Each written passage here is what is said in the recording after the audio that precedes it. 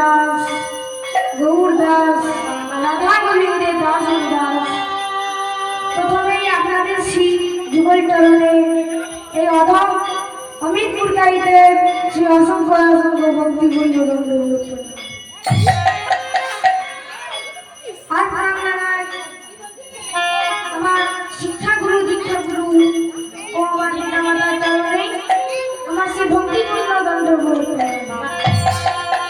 আর প্রণাম জানাই যাহাদের প্রচেষ্টায় এত সুন্দর একটি হরিবাসনের আয়োজন করা হয়েছে তাহাদের চরণে আমার সেই ভক্তিপূর্ণ প্রণাম।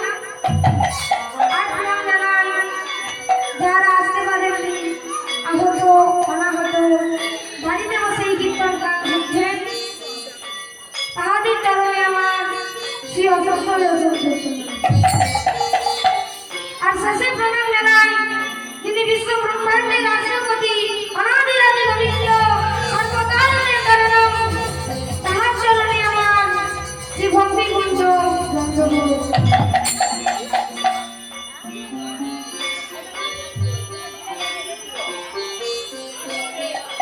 আজ থেকে 538 বছর নদিয়া নদীদের বাড়িতে সতী গর্ভ সিন্ধু মাঝি উদয় হলেন আমার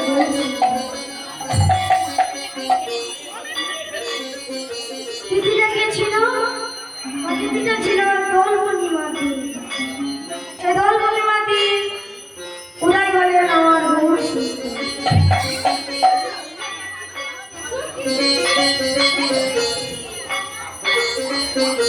একদিন গোবিন্দ আর রাধা না নিয়ে হলো রাধা প্রণব কলিযুগ সর্বযুগ সার, যে যুগে শ্রী চৈতন্য হলেন প্রণব কলিযুগ। এই কলিযুগকে প্রণাম করা হলো কেন? কলিযুগে অনাচার নাতিচার ভ্রষ্টাচার সব শুরু হয়ে গেছে, ওই হিন্দুদের বাড়িতে শুরু হয়ে গেছে। কেমন মহাদেব খাওয়া, বিছানায় বসে খাওয়া, এই অনাচার নাতিচার ভ্রষ্টাচার সব শুরু হয়ে গেছে।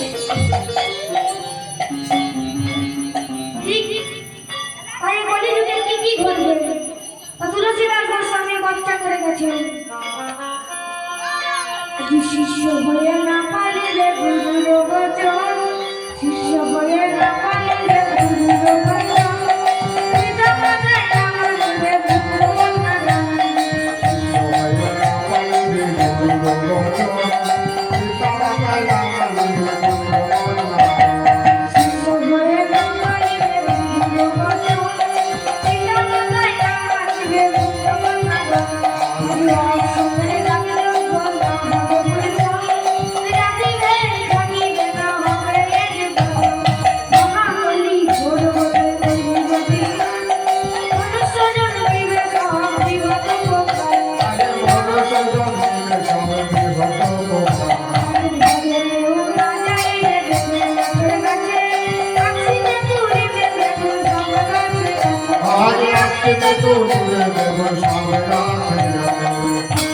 আমার বলির আশ্চর্যগুলো শুনুন।